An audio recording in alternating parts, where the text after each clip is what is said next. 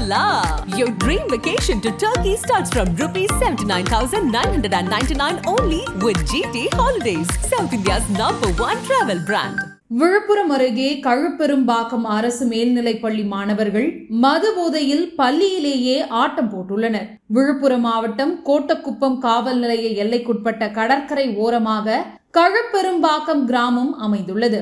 இந்த கிராமத்தில் உள்ள அரசு மேல்நிலைப் பள்ளியில் சுமார் 800 மாணவ மாணவிகள் பயின்று வருகின்றனர். இந்த பள்ளிக்கு பின்புறத்தில் உள்ள வயல்களில் சவுக்கு, நெல் போன்ற பயிர்கள் பயிரிடப்பட்டு வருகிறது.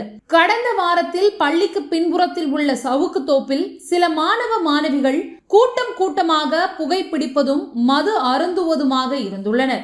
அதில் சில மாணவிகளுக்கு போதை ஏறி பள்ளிக்குள் வந்து ஆட்டம் ஆடுவதை பார்த்த ஆசிரியர்களும் மற்ற மாணவர்களும் அதிர்ச்சி அடைந்தனர். இந்த விஷயம் வெளியில் தெரிந்தால் பள்ளிக்கு அவமானம் என்று நினைத்து அதை மூடி மறைக்கும் வகையில் ஆசிரியர்களே வாகனத்தை ஏற்பாடு செய்து அந்த மாணவிகளை அவர்களது வீட்டுக்கு அனுப்பி வைத்துள்ளனர். சவுக்கு தோப்பில் மாணவர்கள் மது அருந்தி புகைப்பிடித்துக் கொண்டிருந்த போது போதையில் சவுக்கு தோப்புக்கு தீ வைத்து விட்டனர். இந்த தகவல் சவுக்கு தோப்பு உரிமையாளருக்கு தெரிந்து பள்ளி ஆசிரியர்களிடம் முறையிட்டுள்ளார். மாணவர்கள் பள்ளிக்கு படிக்க வருகிறார்களா அல்லது சவுக்கு தோப்பில் ஆட்டம் போட வருகிறார்களா, மாணவர்களை கட்டுப்படுத்த மாட்டீர்களா என கோபமாக கேட்டுள்ளார். கழுப்பெரும்பாக்கம் அரசு பள்ளி மாணவர்கள் சவுக்கு தோப்புக்கு செல்லும் வீடியோ நம்மிடம் இருந்தாலும் மாணவர்களின் நலன் கருதி அதை மின்னம்பலம் வெளியிடவில்லை.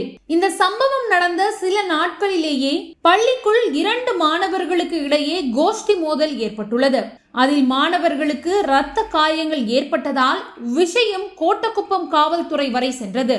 இப்படி அரசு பள்ளிகள் பல விதமான சர்ச்சைகளுக்கு உள்ளாகி வரும் நிலையில் கழுப்பெரும்பாக்கம் அரசு உயர்நிலைப் பள்ளியில் நடந்த சம்பவத்தை பற்றி விளக்கம் கேட்க அந்த பள்ளியின் தலைமை ஆசிரியரை தொடர்பு கொண்டோம். அவர் போனை எடுக்கவில்லை. இதையடுத்து மாவட்ட முதன்மை கல்வி அலுவலர் அறிவழகனை தொடர்பு கொண்டு கழுப்பெரும்பாக்கம் அரசு மேல்நிலைப் பள்ளி மீதுள்ள குற்றச்சாட்டுகள் குறித்து கேட்டோம். இதற்கு அவர், இதுவரை என் கவனத்துக்கு இந்த விவகாரம் வரவில்லை, நான் உடனடியாக அந்த பள்ளி தலைமை ஆசிரியரை தொடர்பு கொண்டு கேட்கிறேன் என்றார். மீண்டும் அவரை தொடர்பு கொண்ட போது, அந்த பள்ளி தலைமை ஆசிரியரை உங்களை தொடர்பு கொண்டு விளக்கமளிக்க சொன்னேன், இன்னும் உங்களை தொடர்பு கொண்டு பேசவில்லையா, நான் விசாரிக்கிறேன் என்றார். இந்நிலையில் கோட்டக்குப்பம் காவல் நிலைய ஆய்வாளர் விஸ்வநாதனை தொடர்பு கொண்டு கழுப்பெரும்பாக்கம் அரசு பள்ளி விவகாரம் குறித்து கேட்டோம். அதற்கு அவர், ஒரு வாரத்துக்கு முன்பு மாணவர்களுக்குள் தாக்கிக் கொண்டு காவல் நிலையத்துக்கு புகார் கொடுக்க வந்தனர். அவர்களின் வாழ்க்கை வீணாகி போய்விடக் கூடாது என்ற நல்லெண்ணத்தில் இருதரப்பு பெற்றோர்களையும் அழைத்து அறிவுரைகளை வழங்கினோம். இதனால் அவர்களுக்குள் சமரசம் ஏற்பட்டு புகாரை வாபஸ் வாங்கி கொண்டு சென்று விட்டனர். பள்ளியில் ஏதோ சிறு சிறு சம்பவங்கள் நடப்பதாக தகவல் வந்தது. நான் விரைவில் அந்த பள்ளிக்கு சென்று விழிப்புணர்வு நடத்த இருக்கிறேன். மாணவர்களுக்கு ஆசிரியர்கள் மட்டும் அறிவுரைகள் வழங்கினால் போதாது, இன்றைய சூழலில் பெற்றோர்களும் மாணவர்களை அன்றாடம் கவனிக்க வேண்டும் என்றார். டாஸ்மாக் விதிப்படி மதுபான கடைகளில் 21 வயதுக்கு மேற்பட்டோருக்கு தான் மதுபானங்கள் விற்பனை செய்யப்பட வேண்டும். இந்த விதி அந்தந்த கடைகள் முன்பே எழுதி வைக்கப்பட்டிருக்கும்.